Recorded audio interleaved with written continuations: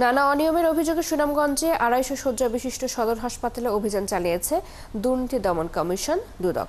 সোমবার এই অভিযান পরিচালনা করেন সিলেট কার্যালয়ের সহকারী পরিচালক জুয়েল মজুমদার। এসব হাসপাতালের চিকিৎসা সেবা, ওষুধে অনিয়ম এবং চিকিৎসকদের দায়িত্বে অবহেলার অভিযোগের সত্যতা যাচাই করে দুদকের দল। ২ ঘণ্টা ধরে চলা এই অভিযানে হাসপাতালের বিভিন্ন ওয়ার্ড, সরকারি ওষুধের ফার্মেসি, স্টোর রুম ও প্রশাসনিক কক্ষের বিভিন্ন নথিপত্র যাচাই করা হয়।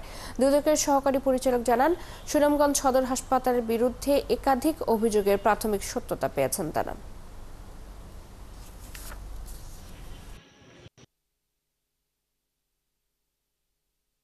অফিস প্রদান থেকে শুরু করে কেউই নিয়মিত অফিস করেন না, হয় অ্যাবসেন্ট রাখেন, না হলে লেট করে আসেন।